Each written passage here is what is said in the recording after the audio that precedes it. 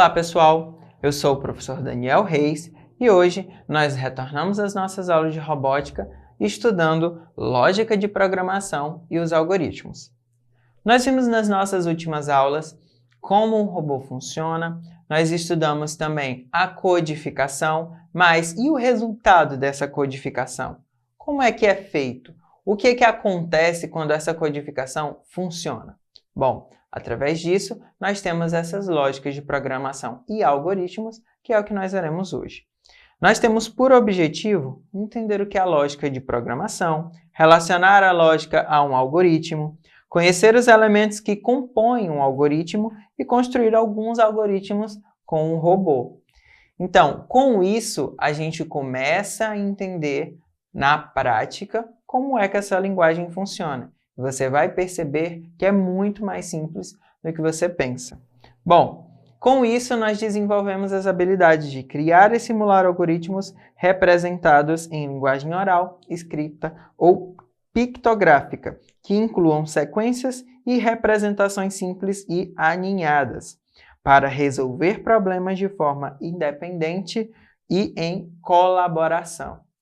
Porque quando nós desenvolvemos um robô, é interessante que ele pense por conta, que ele seja autônomo. Mas, às vezes, e na maioria das vezes, nós temos que esse robô nos auxilia em alguma tarefa. Então, para isso, é importantíssimo que nós tenhamos essa colaboração. Para hoje, nós iniciaremos a nossa aula com a receita de bolo. Para isso, eu pergunto a vocês, e os ingredientes para se fazer um bolo? Por que nós começamos por essa receita de bolo? Que relação nós temos entre uma receita simples de bolo e programação? Bom, aqui na receita, para que nós possamos fazer o bolo, nós precisamos de ingredientes, bem como o seu modo de preparação. E aí nós seguimos os passos utilizando esses ingredientes para que no final nós consigamos assar esse bolo. Mas o que tem a ver uma receita simples de bolo com linguagem de programação? Bom, a lógica de programação é o modo como se escreve um programa de computador, um algoritmo. Um algoritmo é uma sequência de passos para se executar uma função. Vocês conseguem perceber aí? A partir do momento em que eu executo uma sequência de passos, eu tenho a minha programação e eu tenho a minha função. Não é a mesma coisa que a gente faz numa receita de bolo? Para que o bolo funcione, nós temos ali que seguir os passos. Não tem como eu colocar o bolo para assar sem antes ter misturado os elementos e esses elementos terem sido misturados na ordem correta. Então, assim como para fazer uma receita de bolo, na lógica e linguagem de programação, nós também precisamos seguir passos e também seguir utilizando esses pontos para que, no final, o robô consiga executar a sua tarefa. Mas, além disso, o que é que nós precisamos para que esses algoritmos funcionem, para que esses passos sejam seguidos? Nós precisamos das variáveis.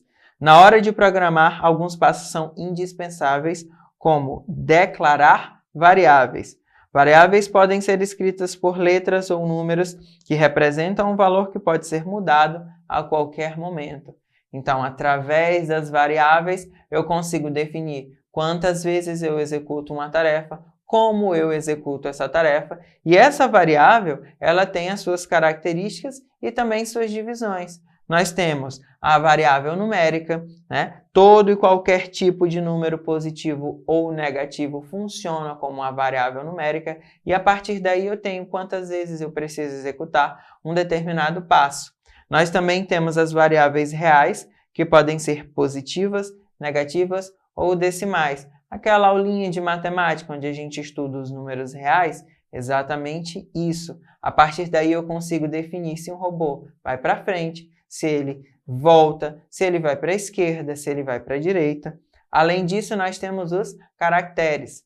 A partir dos caracteres eu consigo definir. Então, esse comando ir para frente, né, ou voltar, acontece que se torna um caractere que nos permite seguir os passos.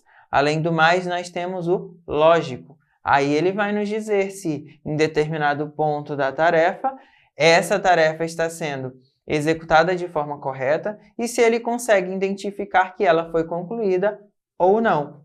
Bom, visto essa parte de definição, vamos praticar para dessa forma entendermos melhor como é que essas variáveis e como esses algoritmos funcionam na programação de um robô?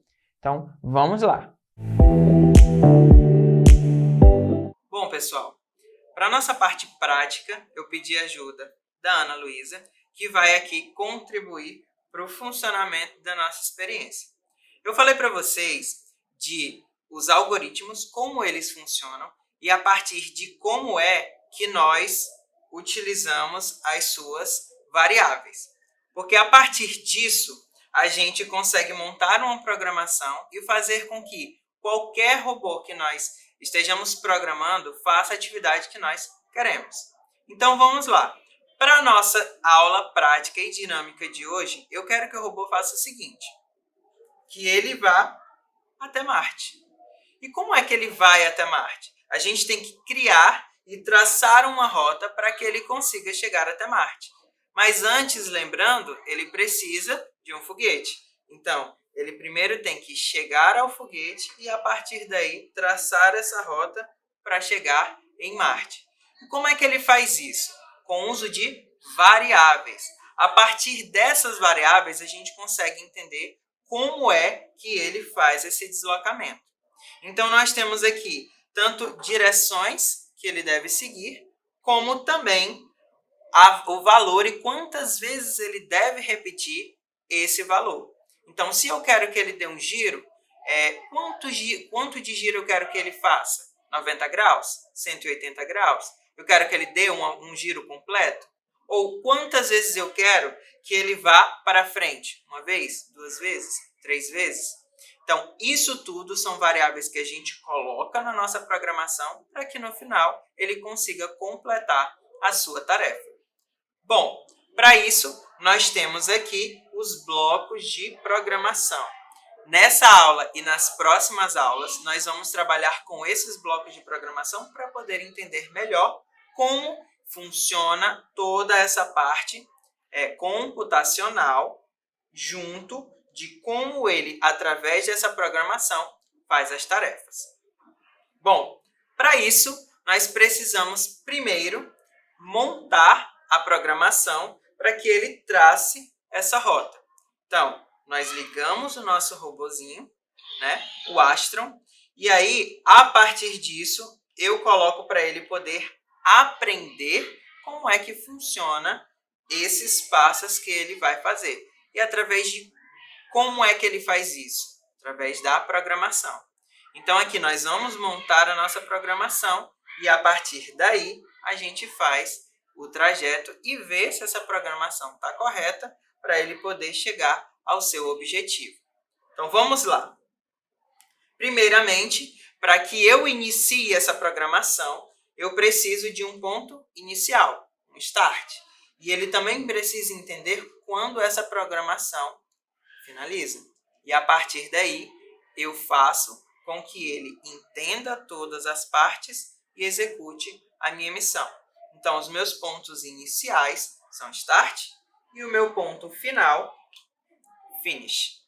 E a partir daí, eu faço a minha primeira parte da programação, que seria qual dessas três? Bom, o primeiro ponto que ele deve fazer é chegar no foguete e aí, a partir daqui, fazer todo o caminho para poder fazer a curva. Então, você pode me dizer, Ana Luísa, qual desses três passos ele deve seguir primeiro? O ir para frente. Mas quantas vezes ele tem que fazer isso antes de fazer a curva? 3. Certo, ok. Então, a gente monta essa parte de ele ir 3 vezes. Porque assim, ele inicia aqui, pega o foguete, andou uma casa. E depois anda mais 2 casas para depois fazer a curva. E como é que ele faz essa curva? Ele dá um giro para a esquerda de 90 graus. Certo. Lembrem que eu falei que ele pode dar um giro de determinado valor? Exatamente.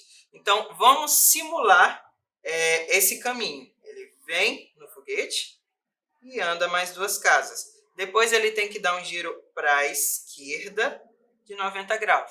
Para chegar em Marte, o que ele tem que fazer agora? Andar mais uma casa para frente. E dessa forma, eu tenho toda a minha programação completa.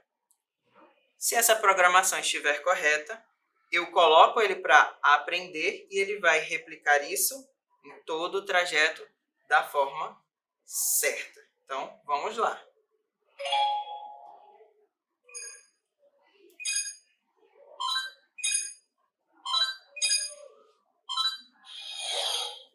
Pronto. Ele aprendeu o que ele tem que fazer. Agora vamos ver se, na prática, ele realmente faz isso.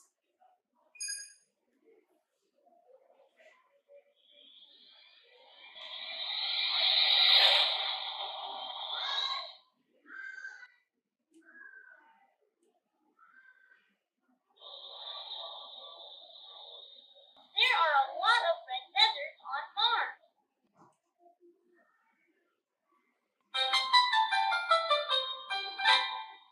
E dessa forma, ele conclui a sua tarefa e nós podemos perceber que a programação ficou correta. Bom, essa foi a nossa prática de hoje e agora eu peço a vocês. Bom, eu sei que nem todo mundo deve ter um robozinho desse em casa, mas tem uma forma de praticar isso muito bem na sua casa. Você faz um trajeto de início e fim. Vamos dizer que o início é a entrada da sua sala e o fim é a entrada da cozinha. E aí você coloca uns obstáculos no meio, venda uma pessoa e tenta direcionar ela da forma correta para que ela consiga passar por esses obstáculos sem se machucar e chegar na linha de chegada. Faça um vídeo e mande para a gente para que nós possamos ver como é que ficou esse seu trajeto. Essa foi a nossa aula de hoje. Tchau, tchau!